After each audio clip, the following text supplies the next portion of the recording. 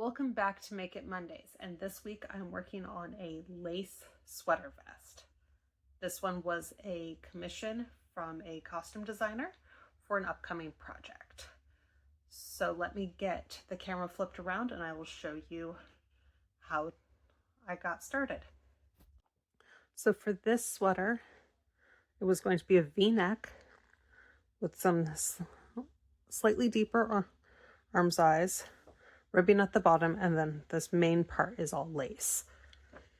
So I'm not going to show the person's measurements, but I wrote down the number of stitches for each portion and the number of rows based off of the swatch that I did. So this is the right side of the swatch. So the ribbing is going to be a knit 2 purl 2 swatch. Then it's an acorn stitch for the main body. So the acorn stitch is having knit 3 purl 3, then on the 4th row having the knit 3 sections go down into 1 stitch. So this is a nice lightweight lace. This is an acrylic yarn. I still prefer to knit in acrylic if at all possible. And since this was going to be for a show, I wanted something that was easy for the costume care team at the theater to take care of. So casting on 168 stitches, I'm going to be decreasing to 156. And then these are the numbers for all the different little points. And then for me, it's easier to have stitches on one side and the rounds on the other. So 20 rounds, 60 rounds, and then 54 rounds. So there are some parts of this that aren't marked out yet, partially because it's going to take me a while to get there, so I don't have the exact number of decreases that's going to happen there, or at the arm's eye.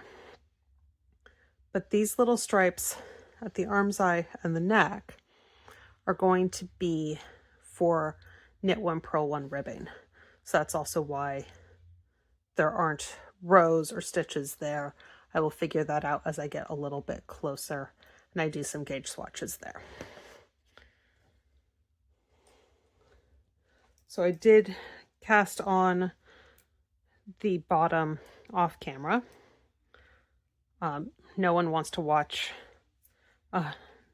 cast on that many stitches, and if I'm wrong, please let me know down in the comments. But this is the first couple rows.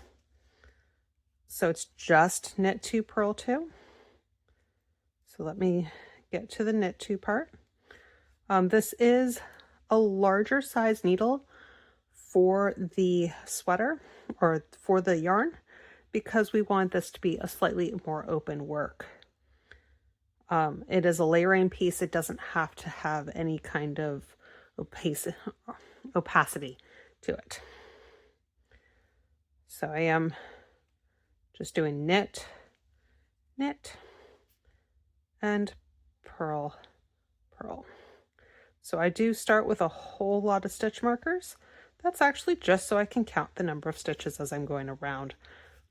Most of these stitch markers will become row markers as I keep going, so I don't have to keep going back and counting rows.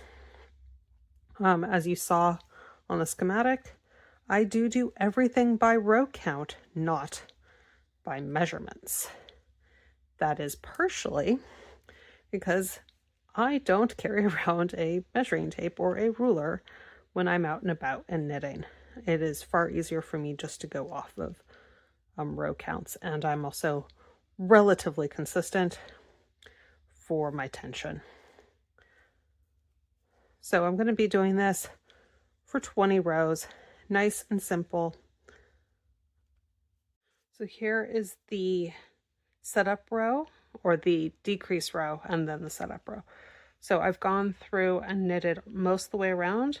The pretty stitch marker is my start of round, and I've been decreasing 1 stitch for every 13 stitches.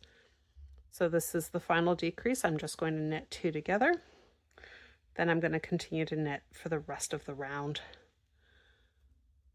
So I was decreasing 12 stitches around this whole thing.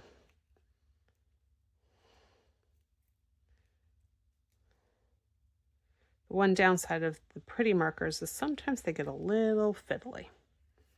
Okay, so now it's going to be knit 3 and then purl 3.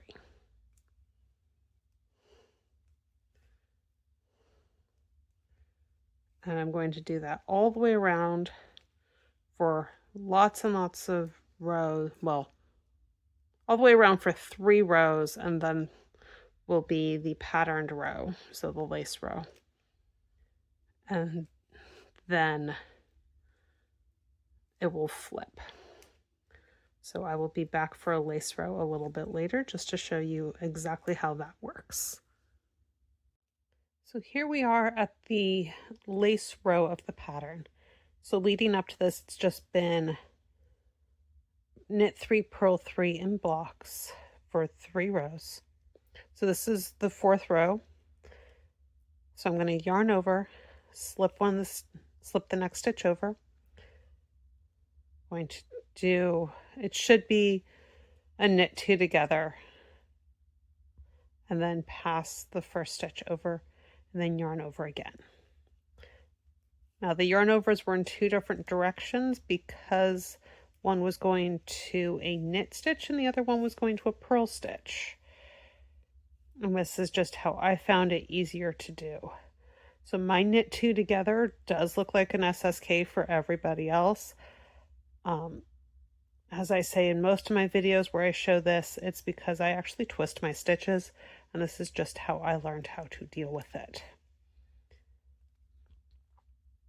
So I'm going to do that all the way around, slipping the markers as I get to them. There aren't that many markers left. I did use them initially to make sure that my counts were right, and now I'm slowly maneuvering them out to count how many rows I'm doing. So again, yarning over. If I was going to a knit stitch, it would be that way, so I could knit in forwards. But doing that for a purl, it's a very loose knit or yarn over. So I just yarn over the other direction. So it's a little bit tighter and more consistent. Personal preference, but that is how I do it. And then I just have to make sure to go in the correct direction on the next row so that I don't end up with twisted stitches. So I will be back a bit later to show you another couple steps.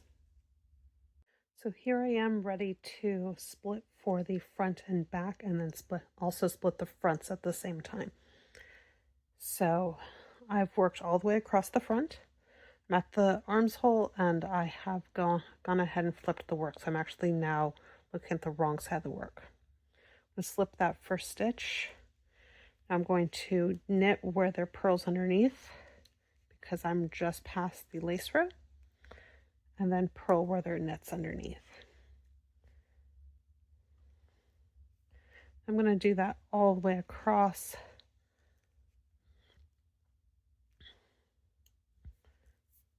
So starting on the next row, we're actually going to be decreasing for the armhole a little bit more. So currently there's going to be 16 stitches that aren't worked between the fronts and the back, but it's going to end up being 32 stitches eventually because I'm going to be decreasing stitches for the next, I believe it's 16 rows to get to that point.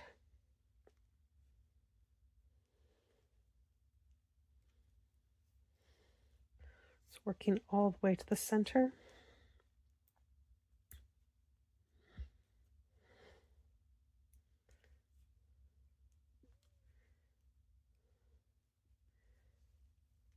And then turning the whole piece around. So this is more like what most people know as for knitting, of working back and forth in rows instead of working round and round in circles.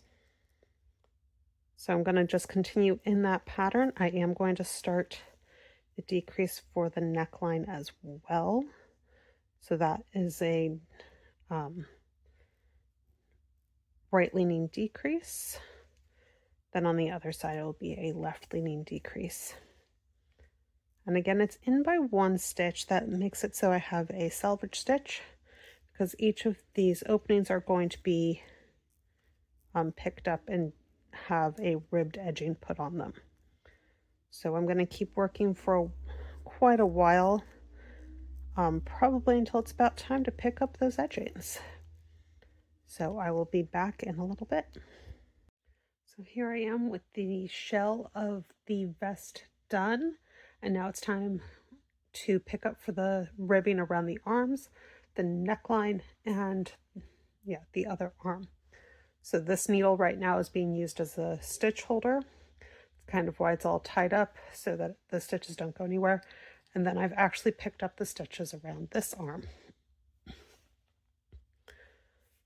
And this is exactly how I would work a sleeve for the beginning because I don't seam my sleeves in. So I picked up all the way around, and now I'm starting to do the pattern, which in this case is going to be the same knit 2, purl 2 rib that I had for the very beginning. So again, knit 1, knit 2, purl 1, purl 2. To make the stitch counts make sense, I did have to add some stitches. I do that by doing reverse E cast on. So this one is just a loop that I did that wasn't through the fabric. And I know it is a reverse E cast on. Other people have said other things for it. But that is literally all that's going to go on as I go all the way around. And then I'll bind this off. Do the same thing with the neck. The neckline is going to be a little different because I need to decrease stitches here in the center where it's a V. So I'm actually going to do mirrored decreases there. And then I will do the same. I will repeat this arm on this arm, and I'll show you what it looks like when it's all done. So here's how far I've gotten so far. And here is the finished sweater. So I do have a black t-shirt on the hanger as well. But yeah, it very nicely came in at the waist or high hip, and then a very beautiful lace knit sweater. So the shoulder seam is on the back, so I didn't have to do these little extensions on the back. But that's about the only shortcut I took. Then everything else is just as you saw it. I massively overbought yarn for it, but that's okay. It's better to have too much than to have to play yarn chicken all the time. But that's it for this week, and I will see you next time on Make It Mondays.